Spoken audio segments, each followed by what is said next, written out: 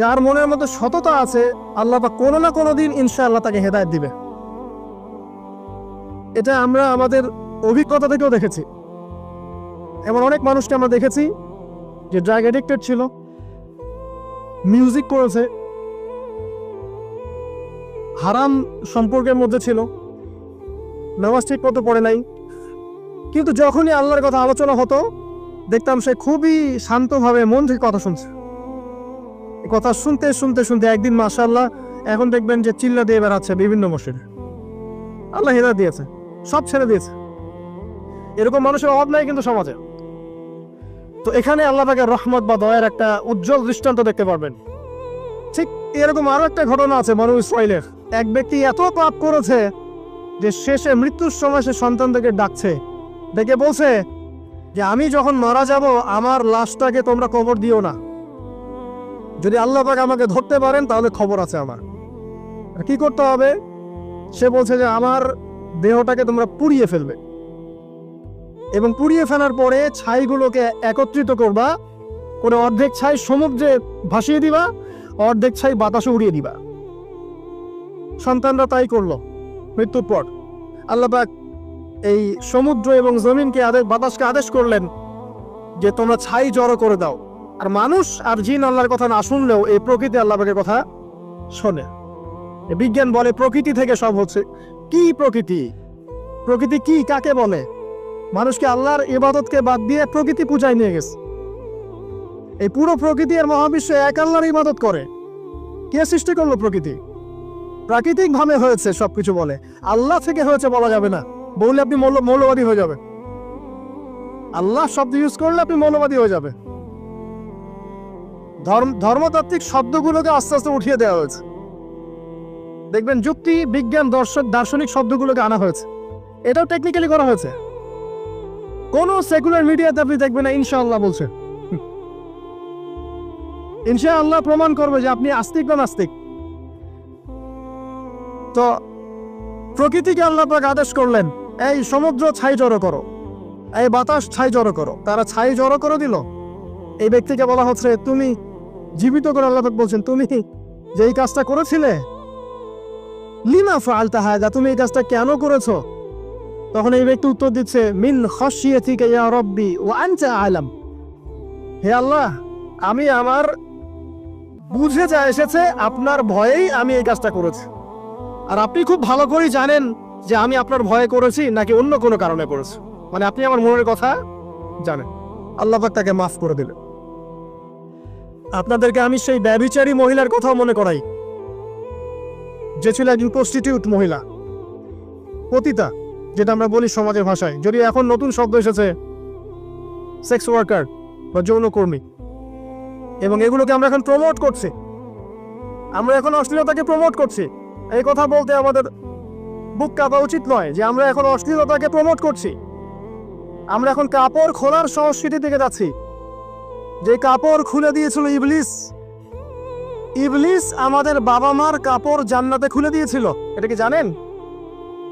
ফল খাওয়ার পরে এই ফল খেতে কে প্রলুব্ধ করেছে? ইবলিস। গাছের কাছে গিয়ে ফল ভক্ষণ করার পর সর্বপ্রথম আমাদের পিতামাতার গা থেকে কাপড় খুলে পড়ে গেছে। আমাদের পিতামাতাকে মহাবিশ্বে নগ্ন করে দিয়েছে ইবলিস, আর তার অনুসারীরা এই জমিনে আদম সন্তানদেরকে নগ্ন করছে এখন। অতএব এই যে একটা ট্রেন্ড এখন চলছে, দেখবেন হারাম রিলেশনশিপকে মিডিয়ার মধ্য দিয়ে প্রমোট করা হচ্ছে, মনে হয় একটা স্বাভাবিক বিষয়। কোনো বিষয় না এটা, যে কেউ জেনাই করতে পারে। জেনা পর্ন খুব নর্মাল। হালাল ভাবে যদি আপনি বিয়ে শাদী করতে চান তখন সমস্যা হচ্ছে। হালাল ভাবে যদি আপনি বিয়ে করতে চান তখন সমস্যা হচ্ছে।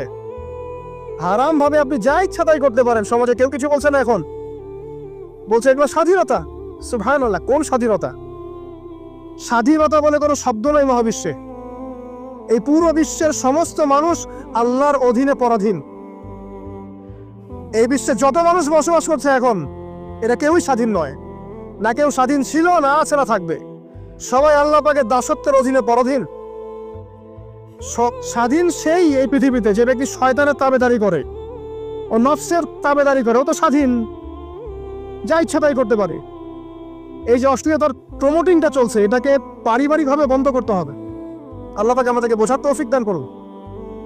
এগুলো যত বাড়বে সমাজে মহামারী আসবে, দেখে নিয়ে মহামারী আসবে, দুর্ভিক্ষ আসবে, সমাজে এমন সব রোগ ব্যাধির জন্ম হবে যেগুলো নামও শোনে নাই মানুষ কখন, এবং সামনে ভূমিধস অপেক্ষা করছে, এগুলো আসবে। যাই হোক, ওই মহিলা, যে ব্যক্তি একজন যৌনকর্মী ছিল, বা যেটা আমরা বলি ব্যভিচারিণী মহিলা ছিল, একটা কুকুরকে দেখেছে সে পানি পান করার জন্য তৃষ্ণার্ত, সে এটাতে মায়া করে দয়া করে তার মোজাটাকে নামিয়ে এই কূপ থেকে পানি উঠিয়ে কুকুরকে পান করিয়েছে। এই একটা কাজের বদৌলতে আল্লাহ রাব্বুল আলামিন এই ব্যভিচারী মহিলাকে মাফ করে জান্নাত দিয়ে দিয়েছে। হাদিসে এটাও এসেছে, নবী সাল্লাল্লাহু আলাইহি ওয়াসাল্লাম বলেছেন, ইরহামু মান ফিল আরদ, তোমরা সবাই জমিনবাসীর প্রতি রহম করো। জমিনে মুসলিমই থাকতে হবে, তাদের প্রতি রহম করতে হবে এমন নয়, জমিনবাসী যারাই আছে সবার প্রতি রহম করো, জাতি ধর্ম বর্ণ নির্বিশেষে, এমনকি পশু পাখির প্রতিও দয়া করো। ইরহামু মান ফিল আরদ, জমিনে যারা আছে সবার প্রতি রহম করো। ইয়ারহামুকুম মান ফিস সামা, যিনি আসমানে আছেন তিনি তোমাদের প্রতি রহম করবে ইনশাআল্লাহ। ইসলাম এই কথাগুলো বলেছে 1400 বছর আগে। আজকের এই বিশ্বে, সোকল্ড এই মডার্ন বিশ্বে, যেখানে মানুষের রক্তের কোনো দাম নাই, সেখানে ইসলাম পশু পাখির অধিকার নিয়ে কথা বলেছে 1400 বছর আগে। কাদেরকে কি শিখাতে আসেন? কোরআন এবং সুন্নাহর বাইরে অভ্রান্ত সত্যের কোন উৎস আছে? এখানে যা আছে তাই চূড়ান্ত। মানতে চাইলে মানেন, না মানতে চাইলে জাহান্নামে যান, কেউ তো বাধ্য করছে না। লাকুম দীনুকুম ওয়ালিয়া দিন। আল্লাহ পাকের রহমত দেখেন। আরেকটা ঘটনা আছে এমন, একটা বিড়ালকে বেঁধে রেখেছিল এক মহিলা, খাবার দেয় নাই, কষ্ট দিয়েছে। একটা বিড়ালকে খাবার না দিয়ে কষ্ট দেওয়ার কারণে এই মহিলাকে আল্লাহ পাক জাহান্নামে পাঠিয়েছে। এরকম কত ঘটনা আছে, এই ঘটনাগুলো হাদিসের পাতায় বর্ণিত আছে। কোরআনে কি বলছে দেখুন। কোরআনের আমি কয়েকটা পয়েন্ট আপনাদেরকে খালি বলছি, এটা নিয়ে আমি সকালে ভাবছিলাম। আল্লাহ পাক আদম আলাইহিস সালামকে সৃষ্টি করেছেন, আমরা সবাই জানি। আল্লাহ পাক সূরা সাদের মধ্যে বলছেন ইবলিসকে, হে ইবলিস, তোমাকে কিসে বারণ করলো আদমকে সেজদা করতে, যে আদমকে আমি নিজের হাত দিয়ে সৃষ্টি করেছি। আল্লাহ রাব্বুল আলামিন যে আমাদেরকে এত যত্ন করে ভালোবেসে সৃষ্টি করেছেন, এটা কি আল্লাহ পাকের দয়ার নিদর্শন নয়? মহাবিশ্বের অন্য কোন মাখলুক সৃষ্টির ব্যাপারে আল্লাহ পাক বলেন নাই খলাকতু বিয়াদাই, আমি নিজ হাতে তাকে সৃষ্টি করেছি। শুধু সৃষ্টি নয়, সৃষ্টি করার পর আল্লাহ পাক তাকে সমস্ত নাম শিক্ষা দিয়েছেন। এই যে জ্ঞান শিক্ষা দেওয়া, জ্ঞান, এটা আল্লাহ পাকের সবচেয়ে বড় নিদর্শনগুলোর মধ্যে অন্যতম। এবং আল্লাহ পাকের সবচেয়ে বড় দয়া, আমার মত এটা, মানব জাতির উপরে আল্লাহ পাকের সবচেয়ে বড় দয়াটা হচ্ছে কি জানেন? আল্লাহ পাক আমাদেরকে জ্ঞান শিক্ষা দিয়েছেন, ওহী নাজিল করেছেন। এটা সব কিছুর ঊর্ধ্বে। কারণ আপনি তওবা করবেন, জ্ঞান লাগবে। নামাজ পড়বেন, জ্ঞান লাগবে। রোজা রাখবেন, জ্ঞান লাগবে। যাকাত দিবেন, ইলম লাগবে। আপনি দিনের যে কোনো আমল করেন, ইলম লাগবে। জান্নাত জাহান্নামের পথ খুঁজে পেতে হলে ইলম লাগবে। দেশ চালাবেন, ইলম লাগবে। অর্থনীতি চালাবেন, ইলম লাগবে। ইলম ছাড়া কিছু নাই, ইলমের উপরে কিচ্ছু নাই। এই ইলমটা আল্লাহ পাক কাকে শিক্ষা দিয়েছেন? আদম আলাইহিস সালামকে। আমরা তো শিখেছি সমাজবিজ্ঞান বইগুলোতে যে আমাদের পূর্বপুরুষরা নাকি গুহায় থাকতো, আর গাছের ছাল পাতা খেয়ে থাকতো, তাই না? লতা পাতা খেয়ে থাকতো, গাছের ছাল পাতা খেয়ে পোশাক পরতো আর কি। বোগাস, ডাহা, মিথ্যা কথা। আল্লাহ রাব্বুল আলামিন সূরা বাকারা এবং সূরা আরাফ পড়ে দেখেন, আল্লাহ পাক বলছেন যে আদম আলাইহিস সালামকে আল্লাহ পাক সমস্ত নাম জ্ঞান শিক্ষা দিয়েছেন। মহাবিশ্বের যে প্রয়োজনীয় জ্ঞানগুলো আছে সেগুলো আল্লাহ পাক আদমকে শিখিয়েছেন আলাইহিস সালাম। ওয়াল্লামা আদামাল আসমাআ কুল্লাহা, আল্লাহ পাক আদমকে সমস্ত নাম শিক্ষা দিয়েছেন। আমাদের পিতা মাতারা মূর্খ ছিলেন না, তারা সৃষ্টি থেকেই জ্ঞানী ছিলেন। আদম আলাইহিস সালামের পারমাণবিক বোম বানানোর কোনো প্রয়োজন ছিল না, ছিল? বানান নাই। আপনার মধ্যে এই জ্ঞানটা আসছে কিভাবে? বাই ডিএনএ আপনি জ্ঞান পাচ্ছেন, কারণ আমরা আদম সন্তান। অনেক জ্ঞান আমাদের ভিতরেই আছে, এগুলো চর্চার মধ্য দিয়ে, গবেষণার মধ্য দিয়ে প্রস্ফুটিত হয় মাত্র। জ্ঞান ভিতরে আছে আমাদের, আমাদের পিতাকে জ্ঞানী করে পাঠানো হয়েছে। এই জ্ঞান শিক্ষা দেওয়াটা হচ্ছে আল্লাহ পাকের সবচেয়ে বড় দয়াগুলোর মধ্যে একটা। রহম করেছে। শুধু তাই নয়, আদম আলাইহিস সালামকে এমন জ্ঞান শিক্ষা দিয়েছেন যে জ্ঞান ফেরেশতারা পর্যন্ত জানতো না। এটা কি দয়া নয়? এটা কি আদম সন্তানের প্রতি ভালোবাসা নয়? তারপরে সেজদা করিয়েছেন। মহাবিশ্বে অন্য কাউকে কি সেজদা করানো হয়েছে? কোরআনে কি এমন কোনো দলিল আছে যে আদম আলাইহিস সালাম ছাড়া অন্য কাউকে সব ফেরেশতারা সেজদা করেছেন? আছে? তাহলে এই যে সম্মান দেয় আল্লাহর পক্ষ থেকে, সম্মান কিসের ভিত্তিতে সম্মান? শারীরিক ক্ষমতার ভিত্তিতে? সম্মানটা কি কারণে? জ্ঞানের কারণে, ইলমের কারণে, জ্ঞানের কারণে সম্মান। এই সম্মান দেওয়াটা কি আল্লাহ পাকের রহমত এবং দয়ার নিদর্শন নয়? অতএব সম্মান পেতে হলে, আল্লাহর রহমত পেতে হলে সেই জ্ঞানের চর্চায় আবার ফিরে আসতে হবে। আপনি যদি আজও সেই ওহির জ্ঞানের চর্চা করেন, আল্লাহ পাক এই পৃথিবীবাসীর বুকের মধ্যে আপনার জন্য সম্মান পয়দা করে দিবেন ইনশাআল্লাহ। দেখেন, ওই সেই জ্ঞানী যদি আপনি এখনো চর্চা করেন, আজও আপনি সম্মানিত হবেন ইনশাআল্লাহ। ব্যক্তি চর্চা করলে ব্যক্তি সম্মানিত হবে, একটা পরিবার চর্চা করলে ওই পরিবার সম্মানিত হবে, একটা সমাজ যদি চর্চা করে সেই ওহির জ্ঞান, ওই সমাজ সম্মানিত হবে। একটা দেশে যদি আপনি ওই ওহিভিত্তিক জ্ঞান ছড়িয়ে দেন, পুরো দেশকে আল্লাহ পাক সম্মানিত করবেন ইনশাআল্লাহ, পুরো জাতিকে সম্মানিত করবেন ইনশাআল্লাহ। আরো সামনে যান, এই যে আদম এবং হাওয়া আলাইহিস সালাম গাছের কাছে চলে গেলেন, ফল খেয়ে ফেললেন, কারণ আমরা আদম সন্তান, ভুল করি। আল্লাহ পাক সাথে সাথেই বহিষ্কার করে দিয়েছেন? না, আল্লাহ পাক তওবা করার জন্য কালিমা শিখিয়ে দিয়েছেন। সুবহানাল্লাহ, তাদের কালিমা জানা ছিল না। আল্লাহ পাক বলছেন ফাতালাক্কা আদম মির রাব্বিহি কালিমাত। আল্লাহ পাকের কাছ থেকে আদম আলাইহিস সালাম কিছু বাক্য শিখে নিলেন, যেই বাক্য দিয়ে ফাতাবা আলাইহি, সে আল্লাহর কাছে তওবা করলো। কোন সেই বাক্য? সূরা আরাফে আছে, রব্বানা যালামনা আনফুসানা ওয়া ইল্লাম তাগফির লানা ওয়া তারহামনা লানাকুনান্না মিনাল খাসিরিন। এই দোয়া কে শিখিয়ে দিয়েছে? আল্লাহ। এই তওবার বাক্য যে শিখিয়ে দেয়, এটা কি দয়ার পরিচয় নয়? আমরা আল্লাহর কাছে ফিরে যাব, তওবা করব, ইস্তেগফার করব, এই জ্ঞানটা শিখিয়ে দেয়া কি আল্লাহ পাকের দয়ার পরিচয় নয়? তাহলে আমরা কিভাবে ক্ষমা চাইতাম? কিভাবে ক্ষমা চাইলে আল্লাহ পাক সমস্ত গুনাহ মাফ করবেন, এই পদ্ধতিগুলো বলে দেয়া কি আল্লাহ পাকের দয়ার পরিচয় নয়? তারপর সামনে যান, পৃথিবীতে নামিয়ে দিয়ে আল্লাহ পাক ক্ষান্ত হয়ে যাননি। আল্লাহ রাব্বুল আলামিন আসমান থেকে হেদায়েতের গ্রন্থ পাঠিয়েছেন, বলেছেন এই গ্রন্থের মধ্যে যা আছে মেনে চললে তোমরা আবার জান্নাতে ফিরে আসবে ইনশাআল্লাহ। আল্লাহ পাক আদম এবং হাওয়া আলাইহিস সালাম এবং আদম সন্তান সবাইকেই সৃষ্টি করেছেন, উদ্দেশ্য হচ্ছে আল্লাহ পাক আমাদেরকে জান্নাত দিতে চান। আল্লাহ পাক চান যে আমরা যেন জান্নাতে যাই। যদি আমরা জান্নাতে যেতে না পারি পরকালে, একটা কারণে যেতে পারবো না, অনলি একটা কারণ, সেটা হলো আমাদের নিজের দোষে। একটা কারণ, যারা জাহান্নামে যাবে মানুষ এবং জিনদের মধ্যে, নিঃসন্দেহে মহাবিশ্বে তারা ছাড়া জাহান্নামে যাওয়ার উপযুক্ত কেউ ছিল না। ও জাহান্নামে যাওয়ার উপযুক্ত ছিল বলেই আল্লাহ পাক তাকে জাহান্নামে পাঠাবেন। আর যারাই জান্নাতে যাবে প্রত্যেকেই শুধু আমলের বদৌলতে যাবে না, বরং আল্লাহ পাকের রহমতেই যাবে। আল্লাহ পাকের রহমত যাদের উপরে বর্ষিত হবে তারাই জান্নাতে যাবে ইনশাআল্লাহ। কে আমল দিয়ে যেতে পারবে না। যত আমলই করি বলা যাবে না আমলের বদৌলতে জান্নাতে যেতে পারবো। আল্লাহ পাক দয়া না করলে হবে না। আল্লাহ পাক চান যে আদম সন্তান যেন জান্নাতেই যায়। এই কারণেই সৃষ্টি করা, এই কারণেই আপনার ওহীভিত্তিক গ্রন্থগুলো পাঠানো, এই কারণে নবী রাসূল পাঠানো, আলেম ওলামা সৃষ্টি করা, মানুষকে সতর্ক করা, হায়াত দেয়া, বারংবার জীবনে চলতে ফিরতে আপনাকে এলান করা হয় আল্লাহর পথে ফিরে আসেন, আল্লাহর পথে ফিরে আসেন। এলান করা হয় না? বিপদ দিয়ে আপনাকে এলান করা হয় আল্লাহর পক্ষ থেকে। আপনি চলতে পথে হোঁচট খান, আল্লাহ আপনাকে এলান দেন, ফিরে আসো। চলছেন বিপথে, আল্লাহ পাক এলান দেন, ফিরে আসো। আল্লাহ পাকের পক্ষ থেকে কিন্তু এগুলো আসে।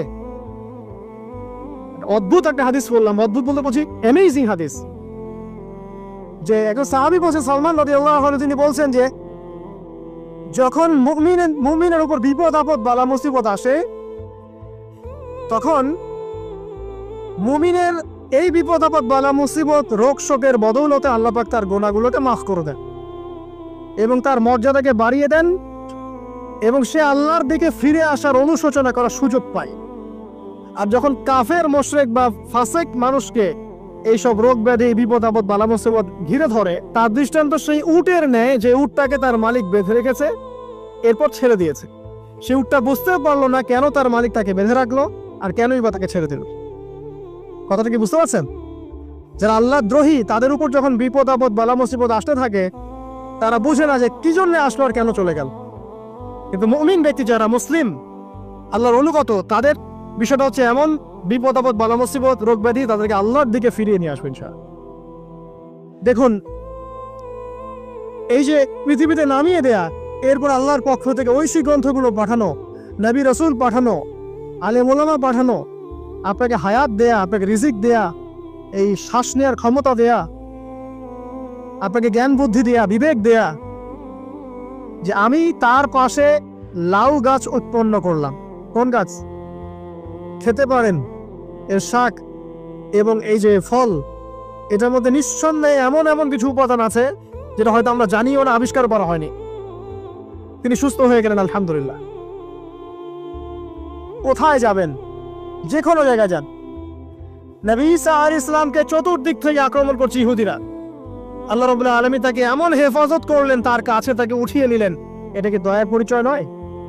এই যে একটু আগে তেলাওয়াত করলো শুরুর আগে নবী মুসা আলাইহিস সালামের ঘটনা। বানু ইসরাইল একটার পর একটা অবাধ্যতা করেই গেছে। আল্লাহ পাক তারপরেও তাদের কাছে নবী পাঠিয়েছেন, নবী মুসাকে পাঠিয়েছেন।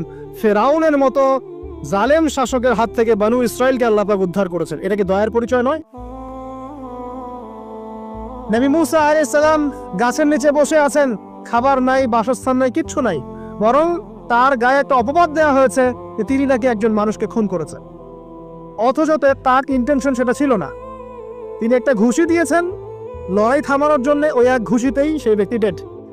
এবার তিনি গাছের নিচে বসে দোয়া করছেন, রব্বি ইন্নী লিমা আনজালতা ইলাইয়া মিন খায়রিন ফাকির। আল্লাহ, আমি নিঃস্ব অসহায় হয়ে এখানে বসে আছি, তুমি আমার উপর তোমার যে রহমত পাঠাবে আমি তার ভিখারি হয়ে বসে আছি। দোয়া করার সাথে সাথেই ওই শুআয়ব আলাইহিস ইসলামের মেয়ে হেঁটে হেঁটে চলে আসলো। তিনি স্ত্রী পেলেন, তিনি শ্বশুর পেলেন, একজন নবী পরিবার পেলেন, বাসস্থান পেলেন, চাকরি পর্যন্ত পেলেন। 8 বছর তিনি রাখালি করেছেন শুআয়ব আলাইহিস ইসলামের ফার্মের মধ্যে। দয়া মুহূর্তেই চলে আসবে, শুধু আল্লাহর দিকে অভিমুখী হলেই হয়। এবার দয়া। আইয়ুব আলাইহিস সালামের কথা মনে আছে না? দীর্ঘদিন রোগে ভুগছেন, চিকিৎসা হচ্ছে না, ভালো হচ্ছে না, শেফা হচ্ছে না। এখানে যারা আধ্যাত্মিকত্ব নিয়ে পড়াশোনা করেন, লেখালেখি করেন, তারা বলেছেন তাদের কিছু কিছু কিতাবের মধ্যে, রোগটা যখন এমন একটা পর্যায়ে চলে আসলো যে তিনি জিহ্বাটা নড়াতে পারছেন না, কারণ তিনি আল্লাহ পাকের জিকির করতে প্রচন্ড ভালোবাসতেন। এক পর্যায়ে রোগটা এমন একটা জায়গায় চলে আসলো যে জিহ্বাটা তিনি নড়াতে কষ্ট হচ্ছে।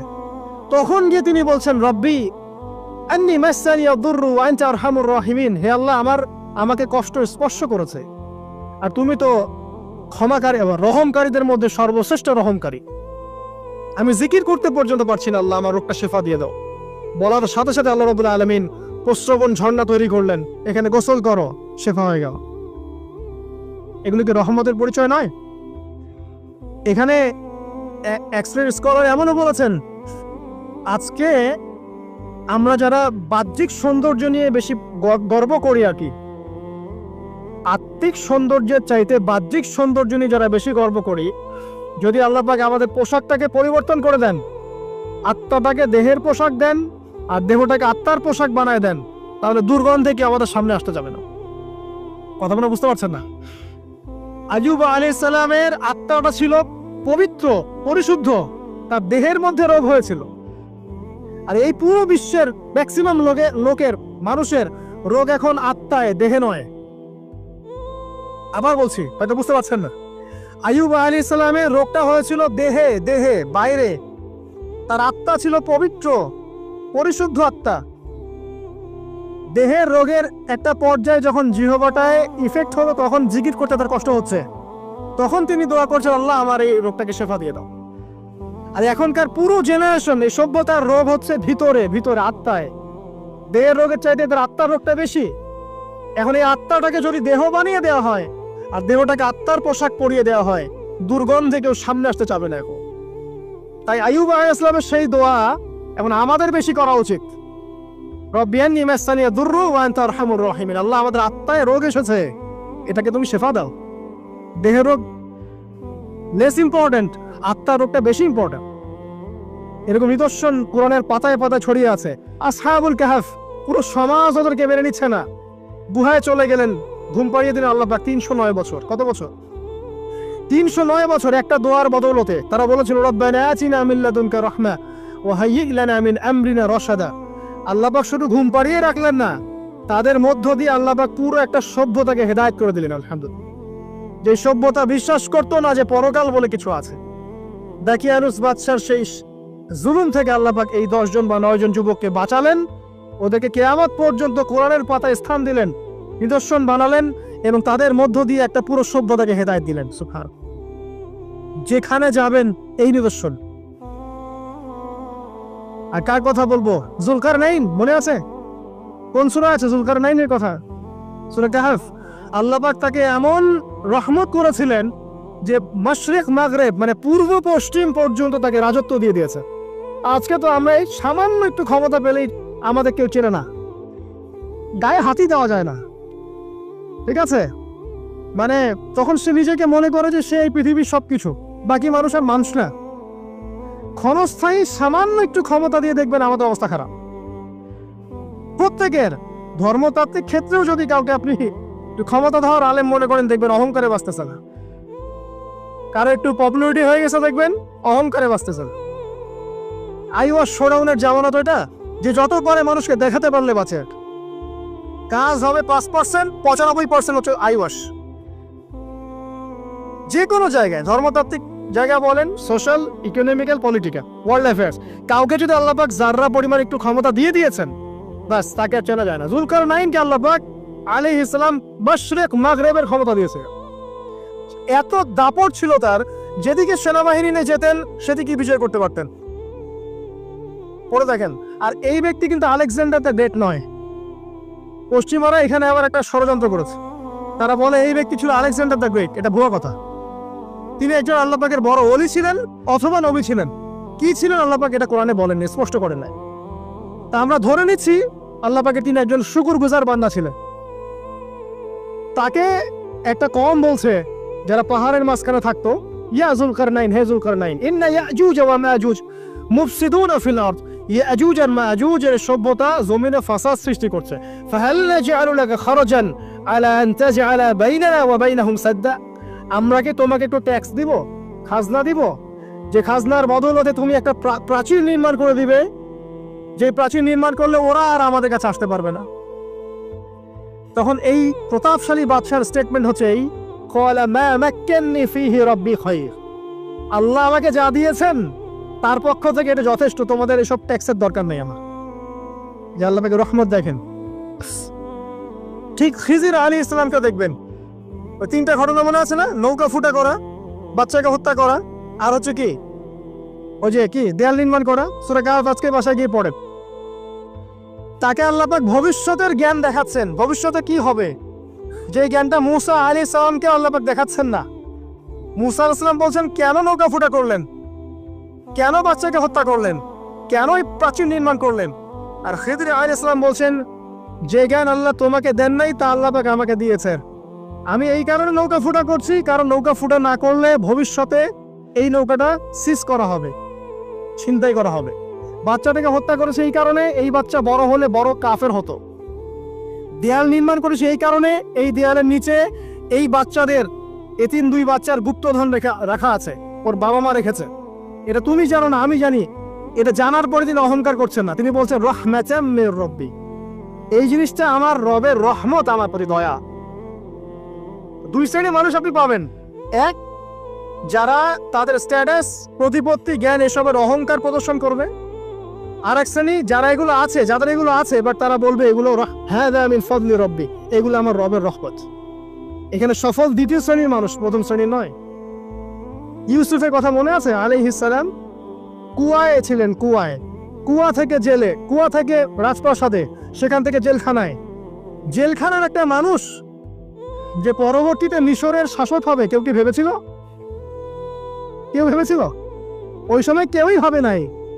কিন্তু ওই মানুষটাকে আল্লাহ রাব্বুল আলামিন মিশরের রাজত্ব দিয়েছেন, যার মধ্য দিয়ে আল্লাহ পাক হাজার হাজার লক্ষ লক্ষ মানুষকে দুর্ভিক্ষের হাত থেকে বাঁচিয়েছে। আল্লাহ পাকের পরিকল্পনা, রহমত দেখেন। প্রত্যেক আম্বিয়া কেরামের জীবনী পড়ে দেখেন, এরকম রহমতের অসংখ্য নিদর্শন কোরআনে এবং হাদিসে আছে। এখন শেষ করার আগে এটা বলতে থাকলে অনেক সময় চলে যাবে, আসলে নামাজের সময় চলে যাবে, আমরা শেষ করছি। আমরা আসলে এখন যদি আল্লাহর রহমত পেতে চাই এবং আমাদের জীবনটাকে আল্লাহ পাকের আনুগত্যে, দাসত্বে, অহংকার মুক্তভাবে তওবা ইস্তেগফারের মধ্যে দিয়ে কাটাতে চাই, তাহলে আসলে কি কি পয়েন্টস আমাদের কাজ করা দরকার, জাস্ট পয়েন্টসগুলো বলছে। 1 নম্বর হচ্ছে জ্ঞান অর্জন করতে হবে। যে জ্ঞান আল্লাহ পাক আদম আলাইহিস সালামকে শিখিয়েছেন, ওই জ্ঞান চর্চা যদি আমরা বাড়াই, কোরআন সুন্নাহ ওহীর জ্ঞানের চর্চা যদি আপনারা বাড়াই, ইনশাআল্লাহ ঠিক আছে, লাগবে না 15 মিনিট, আমি 5 মিনিট শেষ করছি। ওহীর জ্ঞানের চর্চা যদি আমরা বাড়িয়ে দেই, দেখবেন ইনশাআল্লাহ আল্লাহ পাক আপনার সম্মান, আপনার রিজিক, আপনার প্রতি করুণা, দয়া, মায়া, মহব্বত সব বাড়িয়ে দিবেন ইনশাআল্লাহ। এটা প্রথম পয়েন্ট। প্রিয় ভাইয়েরা, যারা আজকে লেকচার শুনছেন বা যারা পরবর্তীতে অনলাইনে শুনবেন, ওহীর জ্ঞানের চর্চা। আমি বলছি না আপনি ডাক্তার হবেন না, ইঞ্জিনিয়ার হবেন না, জেনারেল লাইনে পড়বেন, এই কথা আমি বলতে যাবো না কখনো। কারণ আমি জানি, আর কেউ বলুক না বলুক, অ্যাটলিস্ট আমি জানি এই ওয়ার্ল্ডকে ডিল করতে হলে বর্তমান এইসব আধুনিক জ্ঞানের কোনো বিকল্প নাই। কিন্তু এই জ্ঞানটার সাথে কোরআন সুন্নাহর জ্ঞান থাকতেই হবে। যখন এই দুইটা জ্ঞান একত্রিত হবে, ইনশাল্লাহ এই জাতিকে ঠেকানোর কেউ থাকবে না ইনশাল্লাহ। এই সহজ সরল কথাটা আমরা বোঝাতে ব্যর্থ হচ্ছি, অথবা কিছু মানুষ ইন্টেনশনালি এটাকে ঘুরিয়ে ফিরে উল্টা ব্যাখ্যা করছে। আর হ্যাঁ, এটা স্বীকার করছি, কিছু মানুষ আছে, কিছু ব্যাকডেটেড থিঙ্কিংস আছে আমাদের মধ্যে, যে আমরা আধুনিক শিক্ষাটাকে অনেক সময় গুরুত্ব দিচ্ছি না। এটা ঠিক নয়, এটা আমার মত। পরিবেশ বজায় রেখে, ইসলামী পরিবেশ বজায় রেখে আধুনিক শিক্ষায় শিক্ষিত হতে কোনো সমস্যা আছে? আর আধুনিকের শিক্ষাগুলো অনইসলামিক শিক্ষা নয়। আপনি যে কোনো এডুকেশনের বেসে যান, ম্যাথামেটিক্সে যাবেন, অ্যালজেব্রায় যাবেন, আপনি কেমিস্ট্রিতে যাবেন, ফিজিক্সে যাবেন, বায়োকেমিস্ট্রি যাবেন, জ্যোতির্বিজ্ঞানে যাবেন, মেডিকেল সায়েন্স, প্রত্যেকটাতে দেখেন মুসলিমদেরকে খুঁজে পাবেন আপনি। প্রত্যেকটা গোড়াপত্তন কি আপনি দেখবেন মুসলিমদের হাতেই হয়েছে। আব্বাসীয় খেলাফত যখন ছিল, তখন এই বাগদাদ ছিল জ্ঞানের রাজধানী। ওইরকম লাইব্রেরি কি বিশ্বে কখনো হয়েছে? এখন আমরা মনে করছি জ্ঞানের লাইব্রেরি মনে হয়, জ্ঞানের রাজধানী মনে হয় ব্রিটেন, হার্ভার্ড, কেমব্রিজ, অক্সফোর্ড। এরা কবে এসেছে ইতিহাসে? ইতিহাস কি 100 বছরের? হাজার হাজার বছর চলে গেছে। হিস্ট্রি পড়েন। এখানে আমার কথা হচ্ছে একদম ক্লিয়ার, নিট অ্যান্ড ক্লিয়ার, যে আমাদেরকে উভয় দিকের জ্ঞানই অর্জন করতে হবে, বোধ কোরআন সুন্নাহ এবং আধুনিক জ্ঞান। এই দুটো জ্ঞান যখন আপনি একত্রিত করবেন, ইনশাআল্লাহ দেখবেন আল্লাহ চাইতো কোরআন এবং সুন্নাহকে হাতে নিয়ে এই বিশ্বের চ্যালেঞ্জগুলোকে ফেস করা যাবে ইনশাআল্লাহ। আল্লাহ পাক তৌফিক দান করুন, আমিন।